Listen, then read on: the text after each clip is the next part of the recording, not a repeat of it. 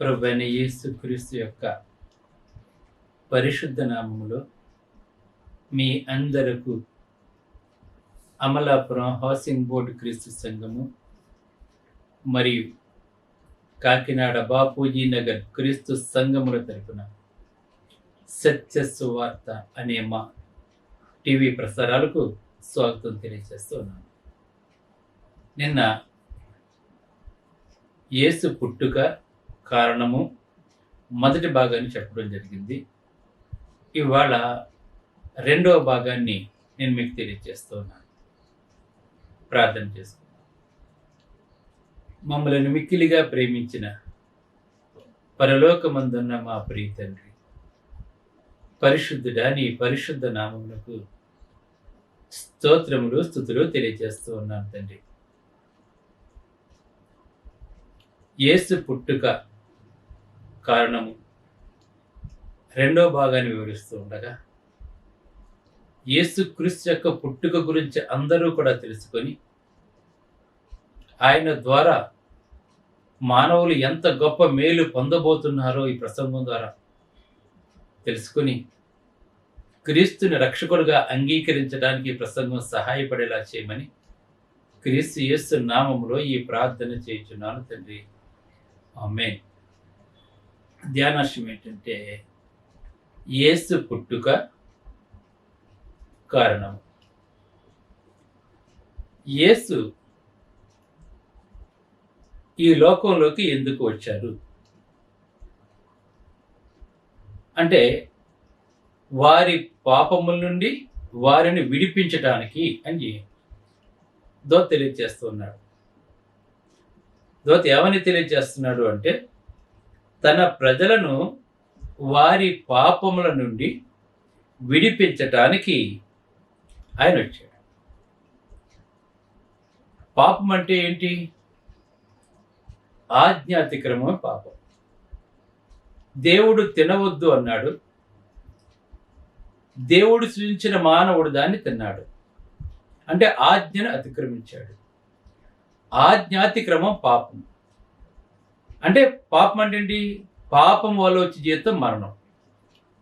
మొదటి మానవుడు ఆజ్ఞను అతిక్రమించుట ద్వారా అంటే దేవుని మాట వినలేకపోవటం ద్వారా పాపాన్ని తెచ్చుకున్నాడు.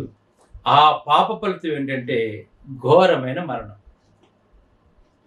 ఈవేళ మరణం మనకి సంప్రాప్తమైందంటే దానికి కారణం పాపం. ఆ మరణపు ముళ్ళు విరిచేసి మరలా తిరిగి మరణాన్ని జయించే శక్తిని మనకి ఇవ్వటానికి ఎవరైతే యేసు ప్రభునందు విశ్వాసం ఉంచుతారో వారందరినీ కూడా నిత్య జీవానికి తీసుకుని వెళ్ళటానికి అంటే శాశ్వత కాలం ఈ లోకంలో 70-80 సంవత్సరాలు బ్రతికే మన బ్రతుకు దుఃఖముతోనూ ప్రయాసతోనూ బాధతోనూ చింతతోనూ మనోవ్యాకులంతోనూ ఆర్థిక సమస్యలతోనూ ఇంకా తీరని వేదన బాధన కూడా మనం అనిపిస్తున్నాం. కానీ పాపము చెయ్యకముందు ఆదాము అవ్వలు ఏదేని తోటలో సంతోషంగా జీవించారండి. వాళ్ళు అసలు దుఃఖం అంటే తెలియదు, వాళ్ళకు బాధ అంటే ఏంటో తెలియదు, రోగం అంటే ఏంటో తెలియదు, భయం అంటే ఏంటో తెలియదు. చూడండి ఎంత మంచి జీవితం జీవించారు అంటే వాళ్ళు ఏదేని తోటలో. నిజంగా అద్భుతం అనమాట నిజంగా జీవితం. అంటే ఇప్పుడు ఏంటి? ఈ పాపం వల్ల మనము దుఃఖం అనిపిస్తున్నాం, భయము, ఆర్థిక సమస్యలు, అప్పులు, అనారోగ్యాలు, గొడవలు, కొట్లాట్లు, పగలు, ప్రతీకారాలు, ద్వేషాలు ఇవన్నీ కూడా మనకు ఆటోమేటిక్గా ఎంటర్ అయిపోయింది. అంటే వీటన్నిటి నుండి కూడా విడిపించి మరలా పాపము చేయకముందు ఆదాము అవ్వలు ఎటువంటి సంతోషమైన జీవితాన్ని ఏదైనా తోటలో దేవునితో కలిసి ఎలాగైతే జీవించారో మరలా అటువంటి మంచి జీవితాన్ని మనకి ఇవ్వటానికి ప్రభువైన యేసు క్రీస్తు వారి లోకంలోకి వచ్చారు. దైవగ్రంథం అదే చెప్తుందండి. అందుకే తన ప్రజలను వారి పాపముల నుండి విడిపించుటకు యేసు క్రీస్తు లోకంలోకి వచ్చాడు. యేసు అంటే రక్షకుడు అని అర్థం అండి.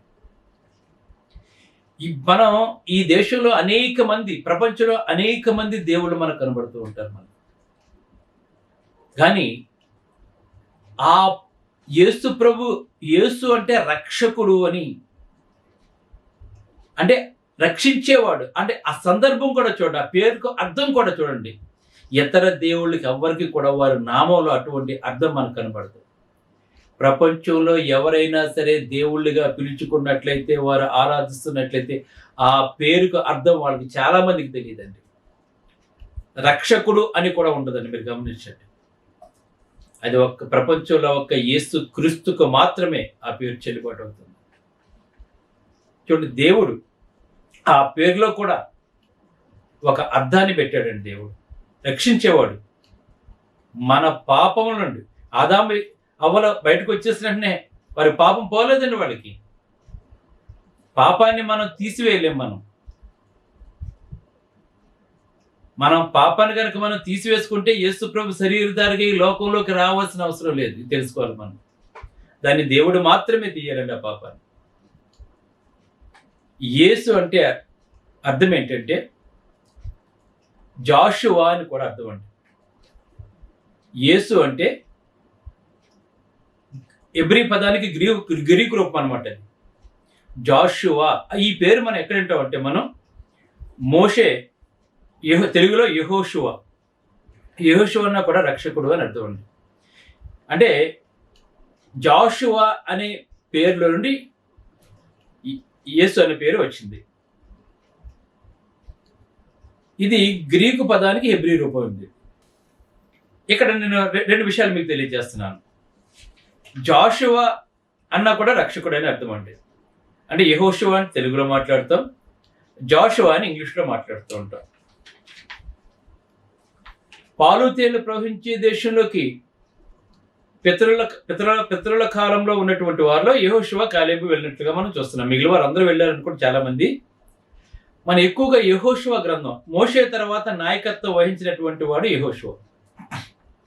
మనకు తెలిసిన మన పాత నిబంధన కాలంలో ఆ యెహోషువ ఏం చేశాడంటే, జాషువా నూను కుమారుడైన యెహోషువ యుద్ధశూరుడు అండి. అతను యెహోషువ యుద్ధశూరుడు అండి. యుద్ధం మంచి ఆరితేరిపోయినటువంటి వాడంట. అతను ప్రవక్త నిర్వహించవలసిన పదవీ బాధ్యతల్లో మోషేకు ఉత్తరాధికారిగా ఉన్నాడంట అతను. అంటే మోషేకి రైట్ హ్యాండ్ యెహోషువ. అతని పేరు ధ్వనించినప్పుడు అతనికి విరోధంగా లేచిన శత్రువులపై పగ తీర్చుకున్నట్లు. అంటే యెహోషువ అంటే ఎవరైనా సరే ఇశ్రాయేలు మీద తిరుగుబాటు చేసినా కానీ, లేదంటే అతనికి విరోధంగా లేచిన శత్రువులపై పగ తీర్చుకునేవాడు అండి. ఎవరండి? యెహోషువ. ఇశ్రాయేలుకు దాని స్వాస్థ్యమును అనుగ్రహించినట్లు దేవుడు ఏర్పరచుకున్న జనాంగానికి అతను గొప్ప రక్షకుడు అయ్యాడండి. ఇశ్రాయేలు ప్రజలకి, ఆ ప్రజలను రక్షించడానికి అతను గొప్ప రక్షకుడు అయ్యాడండి యెహోషువ. అయితే ఇక్కడ మనకి ఈ జాషువా అన్న కూడా యేసు క్రీస్తు పేరు మనకు వస్తుంది. అంటే అందులో నుంచి వచ్చిందని పేరు, యేసు అనే పేరు. అయితే ఇశ్రాయేలు ప్రజలను భౌతికంగా రక్షించినటువంటి వాడు, తనకు అడ్డుగా వచ్చినటువంటి వారి మీద పగ తీర్చుకున్నటువంటి వాడు, గొప్ప యుద్ధశూరుడు అండి ఆయన యెహోషువ. కానీ ప్రభు అయిన యేసు క్రీస్తు వారైతే ఆధ్యాత్మికంగా ఆయన మనకు రక్షకుడు అండి. మొదటి యెహోషువ సైనిక రక్షకుడుగా వచ్చి ఉండగా ఈ లోకంలోకి. రెండవ యెహోషువ అంటే ఎవరండి? యేసు ఒక ఆధ్యాత్మిక రక్షకుడుగా మనకున్నాడు. ఈయన ఒక జాతీయవాదములకు సంబంధించిన సంకల్పం నిమిత్తము మరి చాలా మంది అనుకుంటూ ఉంటారండి. చాలా మంది మధ్యన విన్న మాట ఏంటంటే, యెహోషువ ఎలాగైతే ఇశ్రాయేలు ప్రజలను కాపాడాడో అదే పేరు కలిగినటువంటి యేసు ప్రభు కూడా తమ ప్రజల్ని రోమా ప్రభుత్వం నుండి విడిపించి ఈయన ఒక రాజ్యాన్ని స్థాపిస్తాడు, ఆ రాజ్యానికి రాజుగా ఉంటాడని చెప్పి శాస్త్రులు, పరిసయ్యులు అందరూ కూడా ఎక్స్పెక్ట్ చేశారండి. ఎందుకంటే యెహోషువ, జాషువా అంటే రక్షకుని అర్థము. ఆనాడు ఇశ్రాయేలు ప్రజలను కాపాడినటువంటి వాడు, రక్షించినటువంటి వాడు, యుద్ధశూరుడు.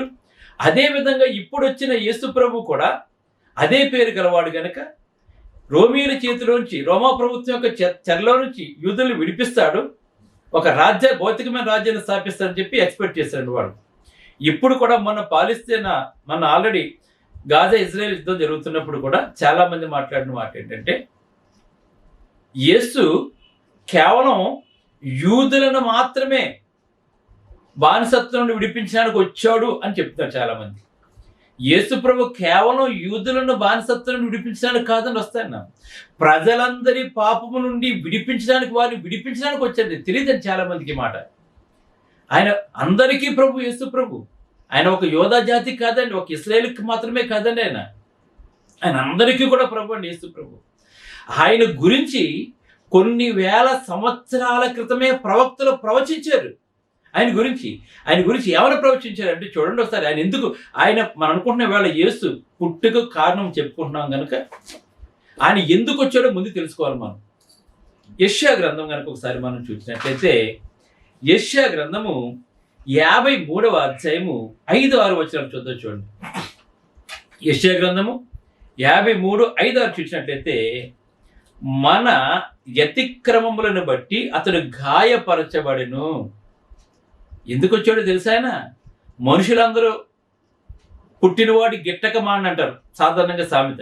పుట్టినవాడు ప్రతి ఒక్కరు చచ్చిపోవాలండి ఏదో రోజుని. కానీ యేసు ప్రభు చచ్చిపోవటానికి పుట్టాడన్న సంగతి ఎంతమందికి తెలుసండి? యేసు ప్రభు కేవలం మరణించడానికే పుట్టాడు. మీకు తెలుసా? నువ్వు మరణించడానికి పుట్టావంటే నువ్వు అంగీకరిస్తావా? అంగీకరించను. కానీ యేసు ప్రభు మరణించడానికి పుట్టాడు. ఎందుకంటే ఆయన మరణించకపోతే, ఆయన రక్తం కార్చకపోతే మనకు పాప క్షమాపణ లేదండి. మన పాపాలు విమోచించబడవండి. ఎందుకంటే రక్తము లేకుండా పాప క్షమాపణ లేదు. పాత నిబంధన చెప్తుందండి. రక్తం లేకుండా పాప క్షమాపణ లేదండి. పాప క్షమాపణ జరగాలి అంటే పాత నిబంధన కాదు. అందుకే ఎడ్ల ఎక్కి గొర్రెల ఎక్కి రక్తముతో పాప క్షమాపణ జరిగేది అప్పట్లోనండి. పాప పరిహారార్థ బలులు జరిగేవి, సమాధానార్థ బలులు జరిగేవి. ఇంకా పాత నిబంధన కాలం బలులు జరిగే రక్తంతో ఉన్న వాటిని బలిస్తేనే కానీ దేవుడు వాళ్ళని తప్పుని క్షమించేవాడు కాదు. కానీ ప్రజలందరి నిమిత్తము పరిశుద్ధుడు, నిష్కలంకుడు ఆయన ప్రభు అయిన యేసుక్రీస్తు యొక్క అమూల్యమైన రక్తము చేత మనం విమోచించబడాలంటే ఆ పరిశుద్ధుడు రక్తం కాస్తేనే కానీ ప్రపంచంలో ఉన్న మానవాళికి పాప క్షమాపణ కలగదు. అందుకు వచ్చాడండి యేసుప్రభు పుట్టానికి కారణం. అది యెషయా యేసుప్రభు పుట్టకుండగానే కొన్ని వేల సంవత్సరాల క్రితం ప్రవచించిన ఆ ప్రవచనం ఏంటంటే, మన అతిక్రమములను బట్టి అతడు గాయపరచబడ్డాడు. ఎవరైనా తప్పు చేస్తే కొడతాడండి అని ఆ దెబ్బలు మనకు తగలాలి.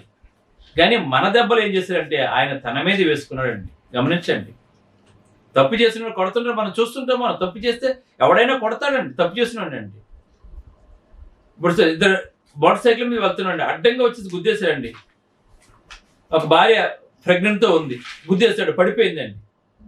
ఆ భర్త కోపం వచ్చి కొట్టాడు. యువతలో ఏం చేస్తాడు? కొడతాడండి. ఎందుకని నీ తప్పు చేశాడు కనుక. తప్పు చేసిన కొడుతుంటాడండి. ఎందుకంటే ఆ బాధ తట్టుకోలేకండి అతను.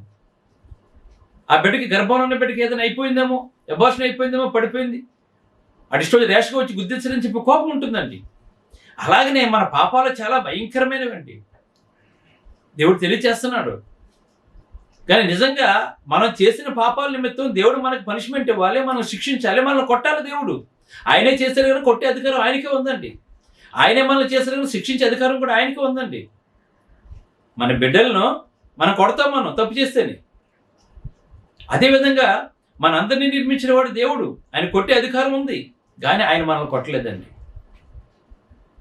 చూడండి, మనం తినవలసిన దెబ్బలో అనుభవించవలసిన శిక్ష దేవుడు తన కుమారుడి మీద వేశాడు.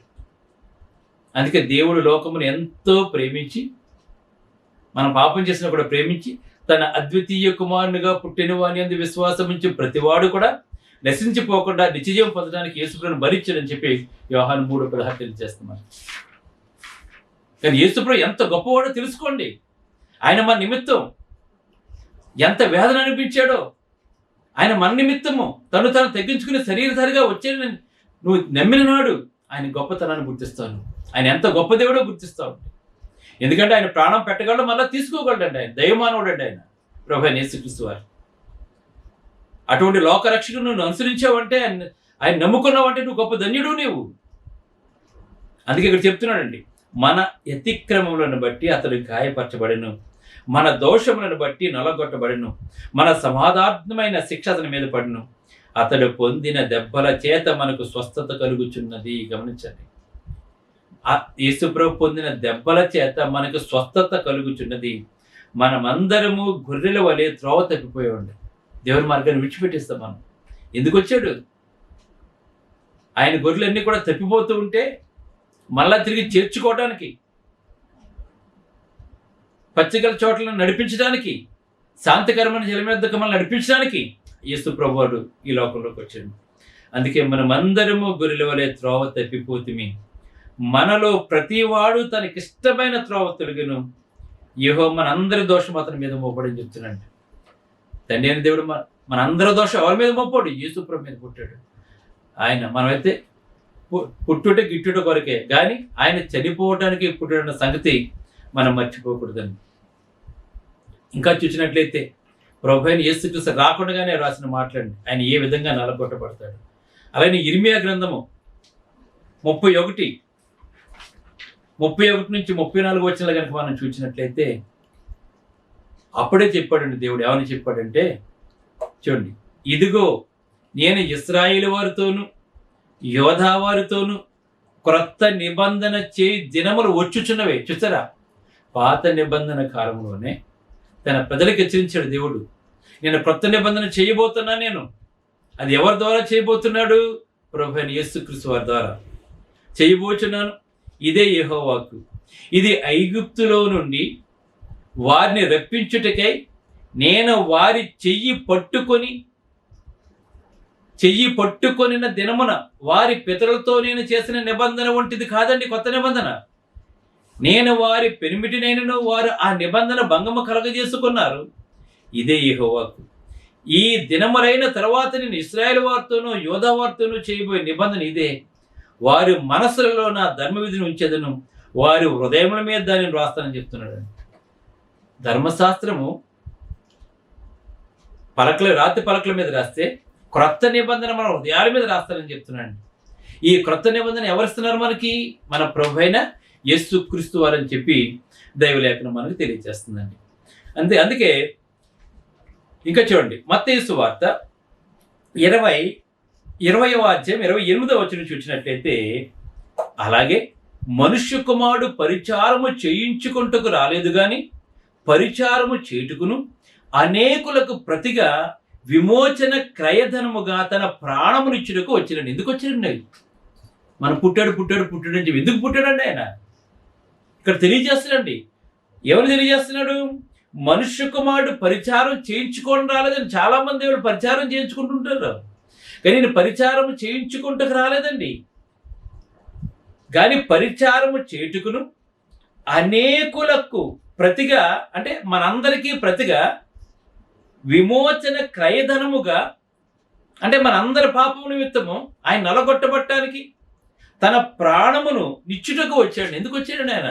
ప్రాణాన్ని ఇవ్వటానికి వచ్చాడు. ఎవరి కొరకు ఇవ్వడానికి వచ్చాడు? ఆయన కొరకు కాదండి, మన కొరకు వచ్చాడు యేసు ప్రభు. ఈ లోకంలోకి ఎందుకు వచ్చాడంటే, నీ పాపము నుండి నిన్ను విడుదల చేసి, నిన్ను నూతన సృష్టిగా చేసి, పరలోక పౌరులుగా ఉండటానికి, శాశ్వతమైన సంతోషం ఎల్లప్పుడూ కూడా నువ్వు పొందటానికి. ఆయన కనుక రాకపోతే మనకి మరణాన్ని జయించలేం, పాప క్షమాపణ లేదు, మనం పుట్టిన వాళ్ళందరం కూడా పాపం చేసి నరకానికి వెళ్ళిపోతాం మనం. కానీ దాని నుండి విడిపించడానికి వచ్చానని చెప్పి యేసు ప్రభువు మనకు తెలియజేస్తున్నాడు. అందుకే ఆయన మాట్లాడుతున్నాడు 26 మత్తయి సువార్త 26 మాట్లాడుతున్నాడు. ఆయన ఒక రొట్టెని ఎత్తుకొని కృతజ్ఞతాస్తుతులు చెల్లించి అక్కడ తెలియజేస్తున్నాడు, అక్కడ ఇది నా శరీరము, నా మరణం జ్ఞాపకం చేసుకోవడం చేయమన్నాడు. అలాగనే ద్రాక్షసు తీసుకొని కృతజ్ఞతాస్తుతులు చెల్లించి ఇది మీ కొరకు నలగొట్టబడుతున్న నా రక్తం అంటే, చూసారా, అంటే ఆయన శరీరాన్ని రక్తాన్ని సాదృశ్యంగా మనకు చెప్తున్నాడు. ఆయన నేను మరలా పరలోకంలో కొత్త ద్రాక్ష తీసుకునే వరకు నేను మరలా దీన్ని తీసుకొని ముట్టుకోనని చెప్తున్నాను ప్రభు. దానికి కారణం ఏంటనుకుంటున్నారు మీరు? ఆయన చనిపోవడానికి వచ్చాడు, ప్రాణం పెట్టడానికి వచ్చాడు, మన ప్రాణాన్ని విడిపించడానికి, పాపం నుండి విడిపించడానికి కూడా మన ప్రభు యేసుక్రీస్తు వచ్చిన సంగతిని మనం మర్చిపోకూడదు. అందుకే గలతీ 4:4-5 ఏమని మాట్లాడుతున్నాడంటే, కాలము పరిపూర్ణమైనప్పుడు తండ్రి అయిన దేవుడు తన కుమారుని మన కొరకు పంపించాడు. అంటే 2023 సంవత్సరాల క్రితం ప్రభు అయిన యేసుక్రీస్తుని మన కొరకు పంపించాడు ఆయన. అలాగే తిమోతి రాసిన మొదటి పత్రిక 1:5 పాపులను రక్షించుటకు యేసు ఈ లోకంలోకి వచ్చాడు. ఎందుకు వచ్చాడండి యేసు ప్రభు వారు ఈ లోకంలోకి? పాపులను రక్షించడానికి వచ్చాడండి. కనుక నువ్వు యేసు అని చెప్పాడు, మీరు సర్వసృష్టికి వెళ్ళి సువార్తను ప్రకటించండి, నమ్మి బాప్తిసం పొందిన వాడు రక్షించబడును, పాపులను రక్షించబడతాడు, దేవుని కుమారుడుగా పిలువబడతాడు, పరిశుద్ధాత్మ అనే వరాన్ని పొందుతాడు. యేసు ప్రభు మరణాన్ని జయించినట్లుగా మనం కూడా మరణాన్ని జయించినాం. మరణాన్ని జయించే శక్తిని ఇవ్వడానికి మన ప్రభు అయిన యేసుక్రీస్తు వచ్చిన శక్తి మనం తెలుసుకోవాలి. అందుకే ఇక్కడ మాట్లాడుతున్న యోహాను 1:11-12 చూసినట్లయితే, తన్ను ఎందరు అంగీకరించినో వారందరికీ అనగా తన నామమందు విశ్వాసం ఉంచి వారికి దేవుని పిల్లలకు ఆయన అధికారం ఇచ్చాడండి. ఈవేళ యేసు ప్రభువుని కనుక దేవుని కుమారుడిగా అంగీకరిస్తే, తండ్రికి ప్రభు అయిన యేసుక్రీస్తు ఎలాగైతే కుమారుడో యేసు ప్రభు రక్తంలో నీ పాపను కడిగి వేసుకున్నట్లయితే నీవు కూడా దేవునికి కుమారుడుగా ఉంటావు. కనుక దేవుని పిల్లలని అధికారం పొందుతావు, దేవుని కుటుంబంలోనే ఉంటావు. ఎప్పుడైతే నువ్వు రక్షించబడి దేవుని పిల్లలుగా స్వీకరించబడ్డావో అప్పుడు దేవుని కుటుంబంలో మనం కూడా ఒకరికి ఉంటాం.